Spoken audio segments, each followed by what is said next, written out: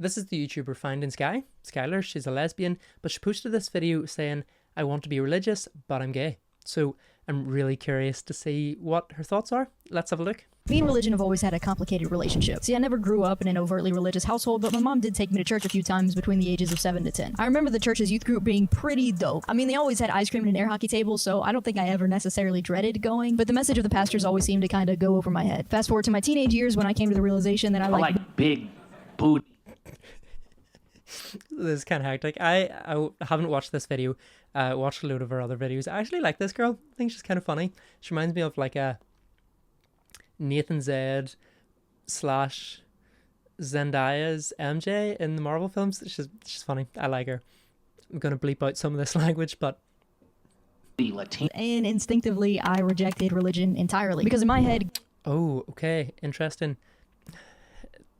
I see this all the time. This kind of dichotomy that if you are same-sex attracted, if you're gay, whatever, lesbian, whatever language you want to use, if you're gay, then you can't be religious, you can't be a Christian, you can't follow Jesus in any sort of way. This is just I guess Jesus isn't for you.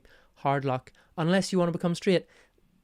That's not the case. There are a lot of Christians who experience same-sex attraction. I'm curious to see where this goes, though. Gay and God were two things that just didn't go together. In fact, I started to have some pretty strong feelings against religion. How are some words in an old book going to tell me how to live my life? Was the threat of going to hell just some fear-mongering tactic made to control people? Was religion just some way to make our insignificant life appear significant? I didn't feel comforted by any of these ideas and started to feel like all of it was just a bit of a scam. But recently, I've started to think about religion in a much different way. And I think what's led me to reconsider the potential importance of religion is seeing what the world looks like without it. My generation... Interesting. Okay. This girl, I think, was born in 2001. I was born in 1997, so I'm 27.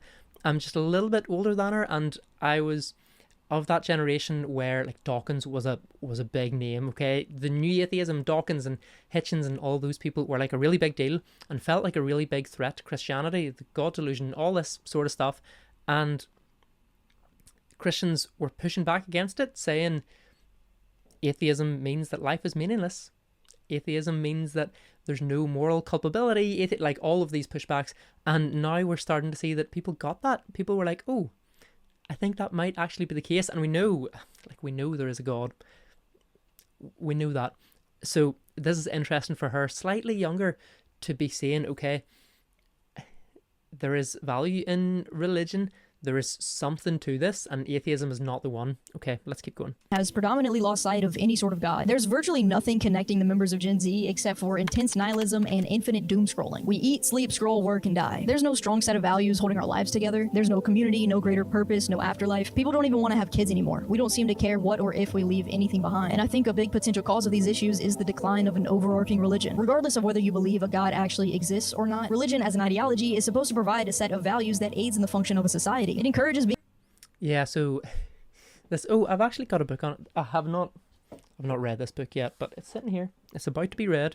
It's The Air We Breathe by Glenn Scrivener, about how basically our Western values, like tolerance, freedom of speech, the rights of the individual, the value of the individual in terms of voting and democracy, love and kindness and charity, those are all Christian values. Those come out of a Christian worldview. So then the irony of the 2020s and 21st century is that people are sitting on the branch of Christian fruit, branch of Christian belief, but they're cutting down the tree. They're like, we don't need religion. So this is really interesting that she gets this.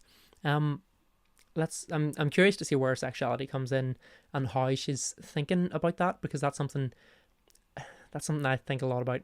Let's see. Being kind and generous to your neighbors because you're stronger as a community. It discourages envy because it separates you from people and leads to dissatisfaction. But despite agreeing with many religious sentiments, there's one little problem. I'm gay, which is apparently not acceptable in basically any religion, so it's kind of hard to support something that doesn't support me back. I would feel a bit ingenuine claiming... Yes and no. Like I have a load of videos and I've said a lot about how being gay, like experiencing same-sex attraction, is not necessarily, does not mean that you're out of following Jesus and being a Christian, but for those people there is a heavy cross to bear, and that is the denial of self and the denial of those same-sex desires and attractions.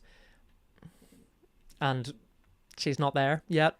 clearly, but yeah. A religion that condemns something that is inherently and unchangeably a part of me. I think people make the assumption that gay people reject religion, but if you're anything like me, I don't reject religion. Religion rejects me. If you choose to adopt a Interesting.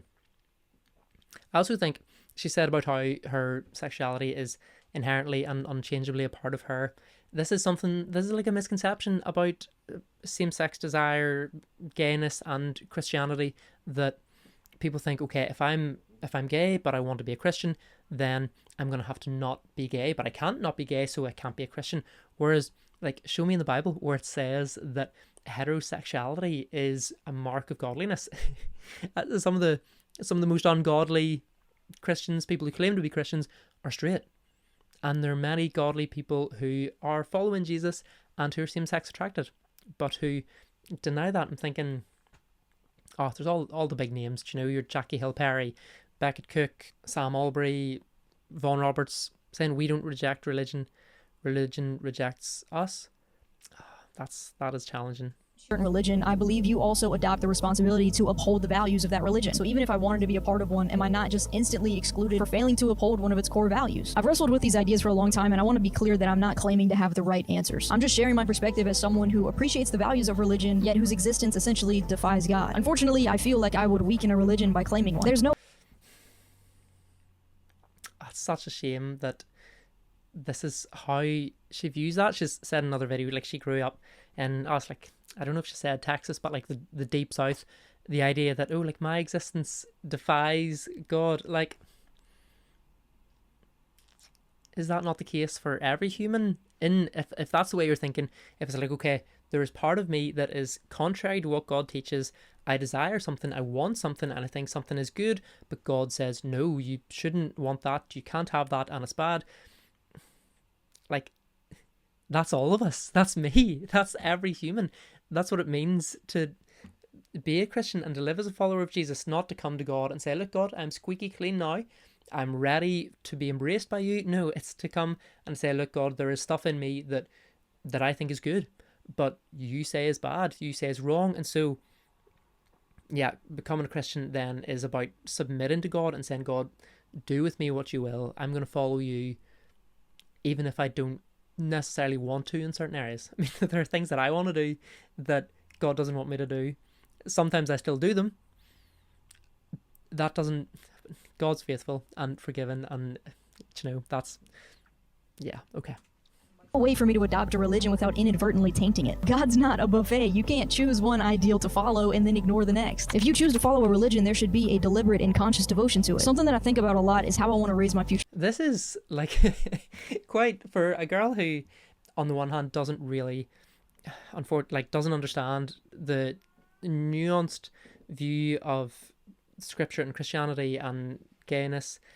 She's also, like, got quite a good discipleship ethic in that she realizes you can't pick and choose bits. You can't be like, okay, I'm going to be a Christian, but I'm going to change what the Bible says about sexuality because I want to do this. No, she recognizes that you've got to be all in.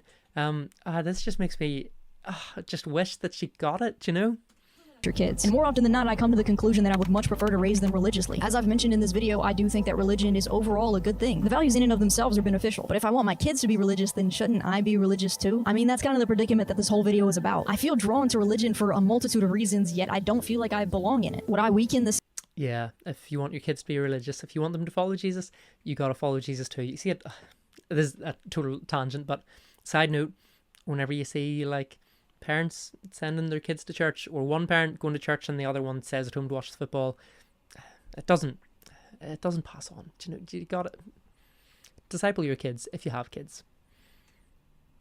Symbol of Christianity by adopting it? Is it immoral of me to represent a religion that my sexuality is rejected in? I don't know, dude. I just find myself rejecting the apathetic, valueless nature of my generation. I've seen what it does to people, not having a greater purpose or anything to strive for. I was in the same boat for a long time, feeling like life was meaningless and like there was no point in trying anything at all. In theory, a lack of religion should encourage people to go seek their own meaning. But in practice, that's just not what happens. It's more like, oh, God doesn't exist? Great, I can do whatever I want. Then you get sucked into the endless vacuum of overconsumption and indulgence. Like, is this really a better alternative?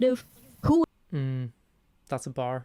You think, oh, there's no God, so make value in your own life, and either you're going to get your value out of something that can't actually give you value and it'll suck you dry, or else you just grow apathetic and lazy and self-indulgent, and yeah, you've nothing to drive you to be a better person. Yeah, okay, interesting.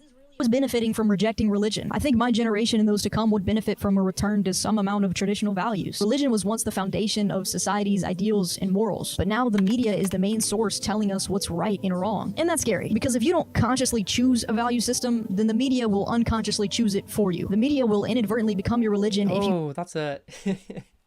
this girl has like somehow downloaded like a discipleship course from John Mark Comer, and yet just like her whole thing about I don't want to taint this religion, and I just wish she would get it. Don't have another value system in your head monitoring it. So what would you rather? Follow a value system that facilitates a productive society but might be a little homophobic? Or subscribe to whatever idea is trending in the media? Great options here. I'm not prescribing that you choose religion or don't choose religion. The truth is, everybody has a religion. Some people are their own god. Others idolize a celebrity. We all have a god. Just choose yours carefully. Dang. This girl, like, in some ways knows what is up, and then in other ways you're like, there's just this block between you and coming to Jesus, and it's not Jesus, it's a misconception of what Jesus teaches.